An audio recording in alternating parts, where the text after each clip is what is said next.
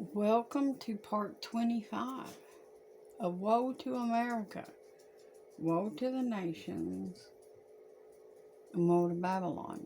And this is August the 14th, 2024 by man's calendar. And as I have stated, that I still have not seen any evidence that August 11th was the 9th of Av, or that it started into the 9th of Av, which ended on August the 12th. I still see no evidence to support that. Biblically speaking, God does not change. This is what y'all forget. God don't change. His ways don't change.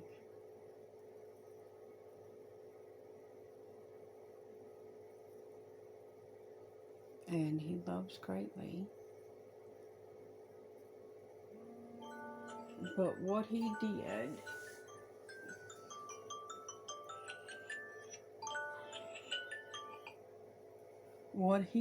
sorry, that was just an alarm, that was not music.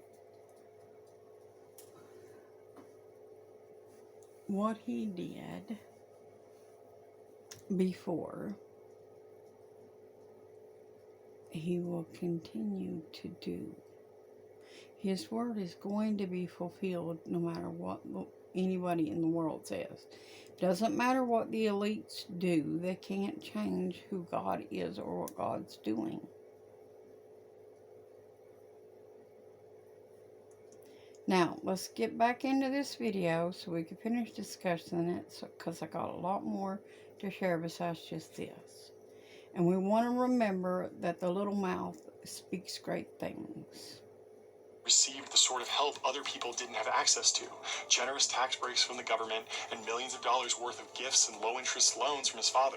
Trump took big risks because he knew he had a safety net, and it was those risky, high-profile investments that had created the Trump legend. Just when it looked like Trump had hit rock bottom, he was forced to finally admit defeat on the project he'd been chasing for years, the West Side rail yards. The community activists he'd fought for so long drew strength from Trump's struggles. They developed their own plans for the 76-acre lot. Once he'd accepted the proposal brought by the local activists, all the political opposition he'd been facing suddenly melted away. He eventually sold the development rights to a consortium of businessmen from Hong Kong. It saved him from the ultimate indignity, filing for personal bankruptcy, and it marked the beginning of one of the most famous and controversial comebacks in history. The turmoil that destroyed Donald Trump's marriage and almost destroyed his career was a major inflection point in his life. From now on, he wasn't going to be the biggest developer in New York City. He had to become something else. But if Trump was going to reinvent himself, first he needed a comeback. Comebacks are a key part of Trump's psychology. They're his way of telling himself and the whole world that even though it looked like he might be losing, he actually just wasn't winning yet. And comebacks are the transition from the about-to-be-winning state to the winning state. The other thing to know about a Trump comeback is that the facts come second to the story. That's not to say the comeback wasn't real. It was. Trump made a good deal when he sold the development rights to the West Side rail yard site, taking the Trump Plaza. Did you notice the star there on the ground? They set themselves up stars with their names on them. And why do they do that?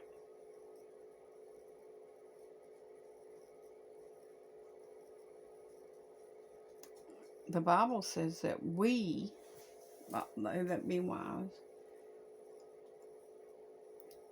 we will burn as the stars of the firmament, right?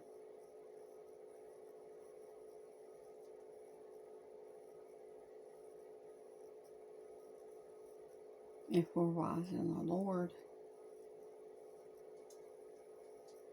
But notice these things that you see here. Pay attention. Casino public on the New York Stock Exchange helped him solve his immediate cash flow problems. And convincing the banks that they didn't want to get involved in the casino business took a lot of courage and instinct.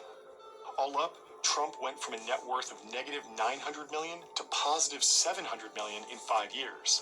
But he was never content to let the numbers speak for themselves. In word and deed, he told America that he was back.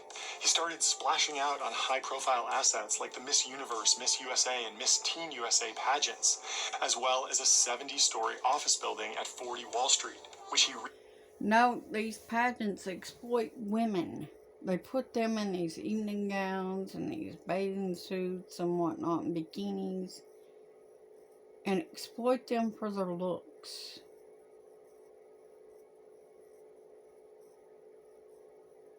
It teaches people to lust after people. These things teach people to lust after this, or to lust to be this.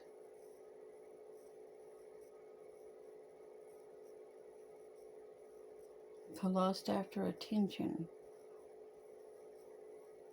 and so forth. Or to lust after these people, or what have you. This is not what we, as godly women, should be doing, ladies. You shouldn't be going after these pageants and stuff. Sorry. Alarm. Not music. But anyways, you shouldn't be going after these pageants and stuff like that. God has not told us to do that. That's seeking our own. That's seeking to be out there, putting our face out there, to be getting attention for ourselves. That's vanity. It's about beauty, which is skin deep. That's what Satan did. That's what Satan does. He's vain and prideful and arrogant. And he wants to say to people, look at me, look at me. That is not who God is. That's not what God wants us to be.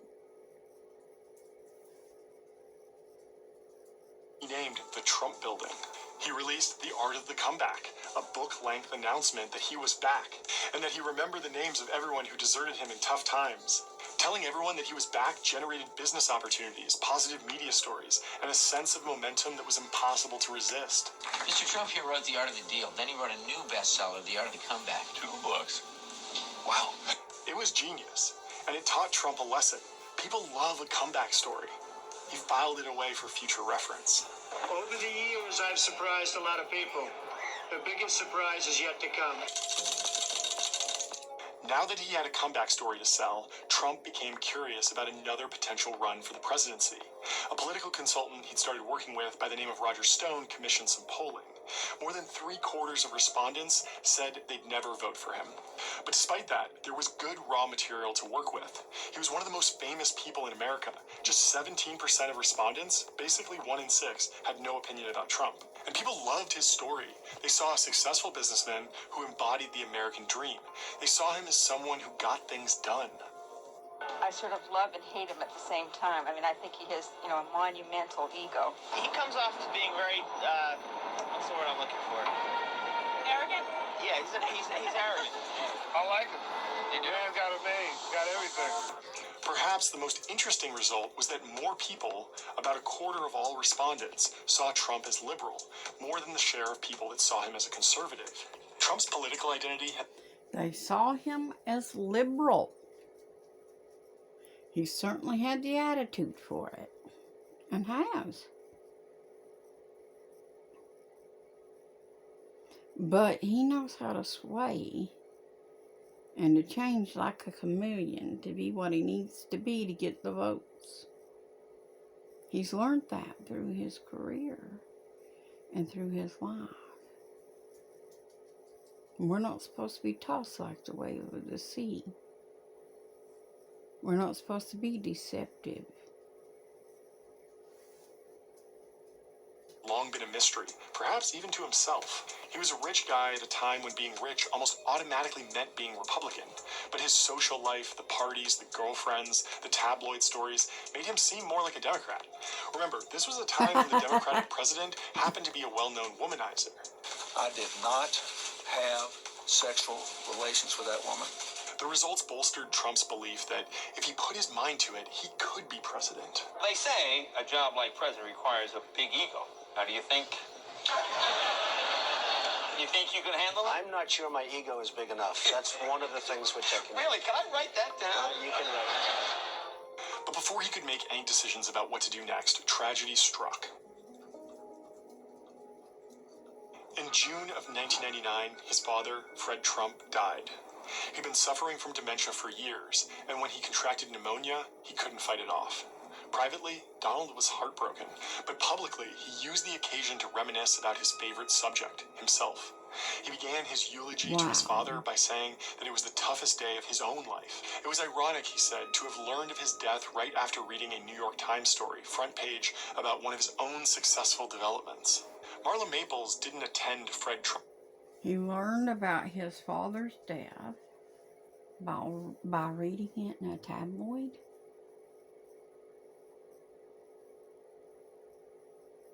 Does that seem normal to y'all?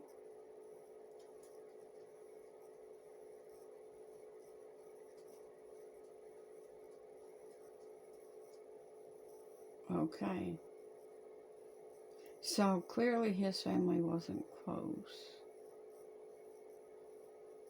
That's sad. That's really sad.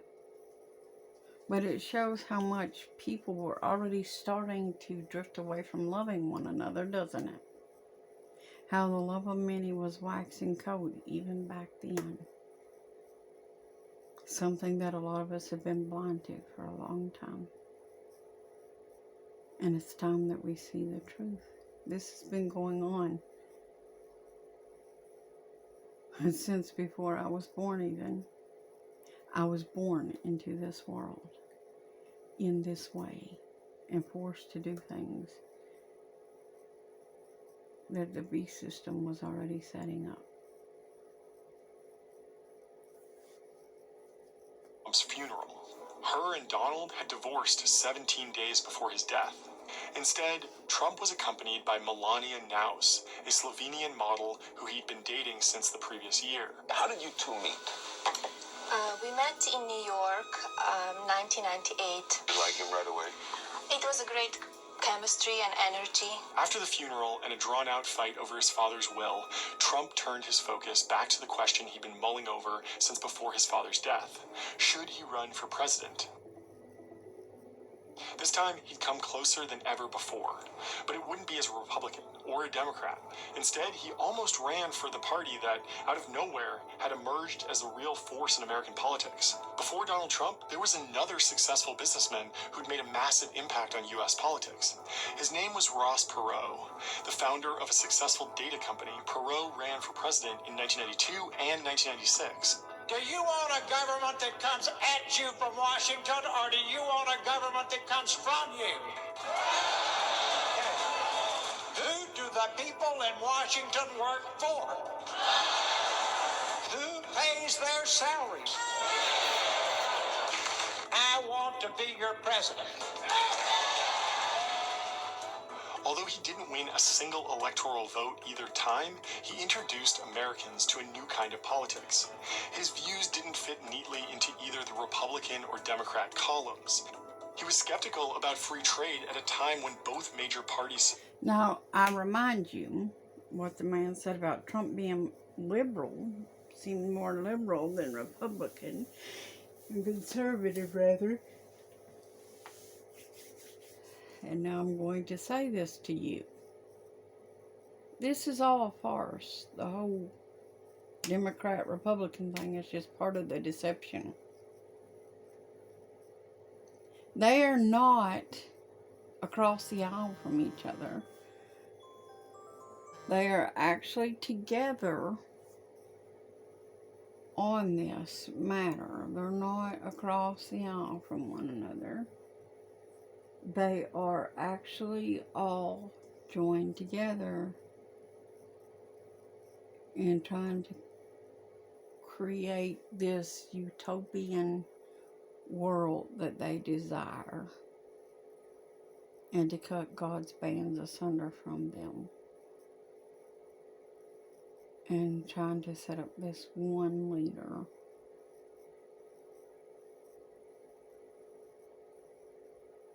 And that's what they're after.